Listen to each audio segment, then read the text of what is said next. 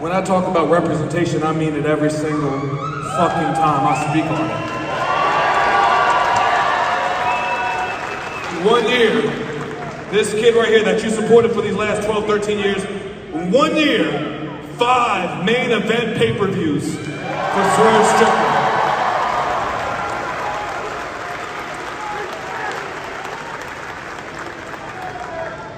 I don't just speak about representation, I go out there and prove the fucking thing. And I only make it this far is because of you people right here chanting, whose house? Every single city, every single arena, every stadium, whether it's the United States or if it's in London. In front of 50,000, 80,000, I don't care if it's 200. I always want to hear y'all chant, whose house? Whose house? Whose house? Thank y'all for being here. Thank y'all for the merchandise. Get home safely. And one last thing, just for my amusement, fuck Booker T.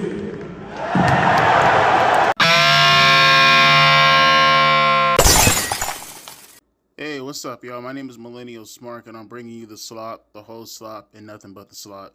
Forgive me for not having background music. Again, I just uploaded the Dynasty video if you guys want to go check it out.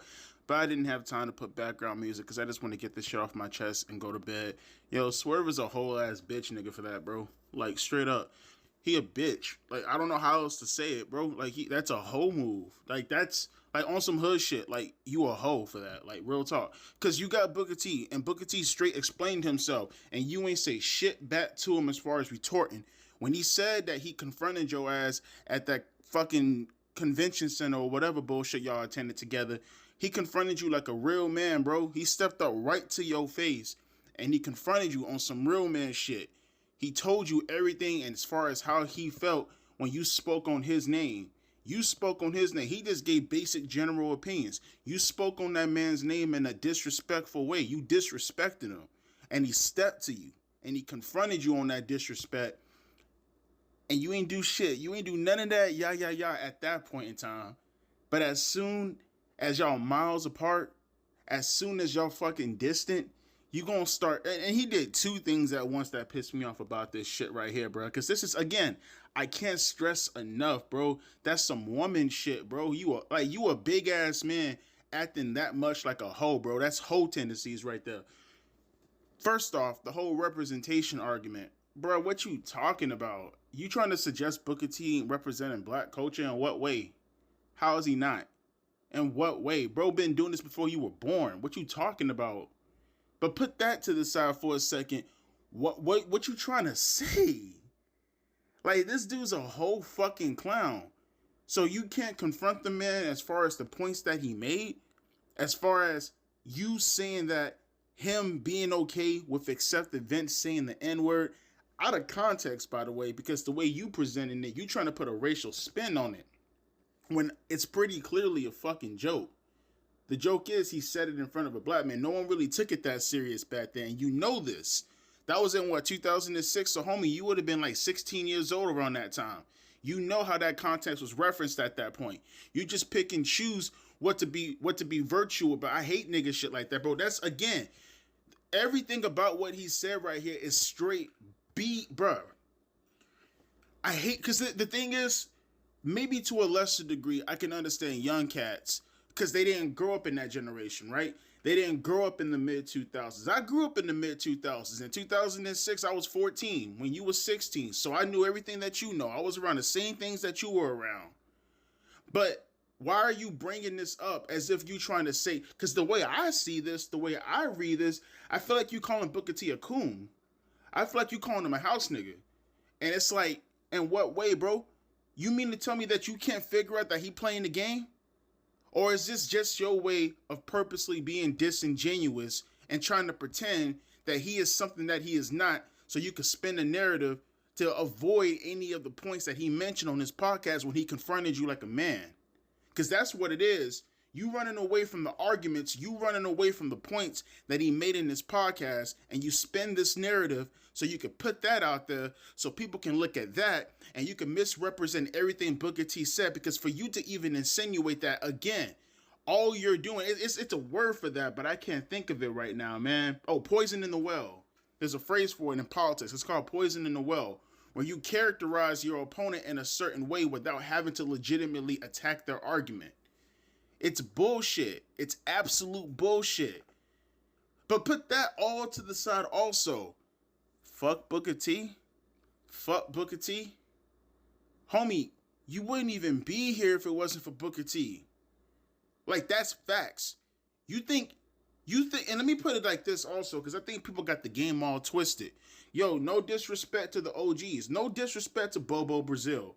No disrespect to Thunderbolt Patterson. No disrespect to Junkyard Dog. No disrespect to Ron Simmons. But they were on a lower scale. Booker T, there is no black wrestler. I ain't talking about no half Samoan, half black either. I'm talking about straight up black. There is no black wrestler that has ever existed that is more popular and more well known than Booker T. That's just facts. Straight up, like that. There is no black wrestler on par with Booker T when it comes to popularity. He got that game on lock. Those positions that you drove on, as far as the road, was paved by Booker T. You think those spots that you got in WWE, those half-ass spots, those spots that you yourself couldn't even have the fortitude to even fill the shoes up when Booker T paved that road for you? Booker T, homie, dropped a whole damn AOL contract that sit on the sidelines and make millions of dollars without having to do anything to take a bet on himself. To take a bet on himself that created positions for you to fail at and run away like a little bitch and go to AEW because you couldn't hack it in WWE. So you go to the lowest common denominator, you go over there because you know they accept mediocrity. Booker T couldn't have to thrive in mediocrity. Booker T had to actually be great. AEW wishes they had a Booker T circa 2008 company currently right now. And here you are, fuck Booker T. Fuck Booker T. But here's my biggest thing.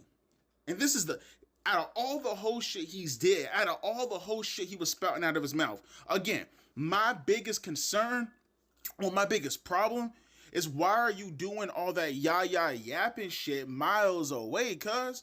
You could have done that shit right in the man's face. I think Booker T would have spoke on it if you would have said fuck him to his face like that. Or maybe you wouldn't even have the opportunity to say fuck Booker T, because I think if you would have said it to his face right there, he would have dropped your skinny ass. See, bro, that type of mentality, bro, and that's what I'm saying, bro, that shit, see, some of the people who are from the projects or are from the hood, they see where I'm coming from and they understand my perspective when I say that, bro, that woman talking behind somebody's back shit, because my thing is, now that you said that, A, you know Booker T is going to have to respond to you now, but put that to the side, you know anytime Booker T is going to come to a convention or come to a center or come anywhere, you know your ass ain't going to be in the same location. You know your ass going to be running hot. You know Booker T's WWE for life, so he ain't coming to AEW, and you know you're going to be checking every fucking sheet, every fucking list to make sure Booker T's name now on the same list as yours wherever you go to a location, because you know the minute you go to that location, he's going to have to step to you again. And hopefully when he steps to you, he drops you where you fucking standing like an actual man should do. Because what you said right now, you calling the man out on his name.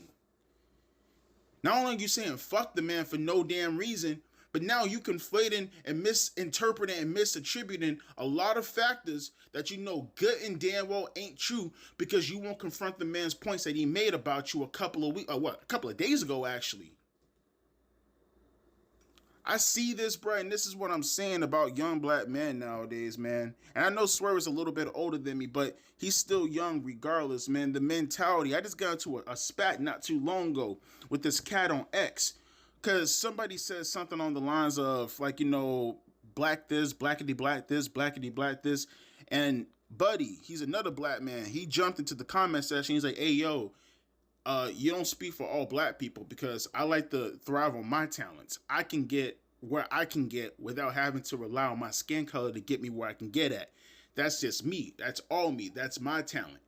Everything as far as what gets me to point A and point B is because of what I did. And then you got someone saying, okay, Coon, good for you.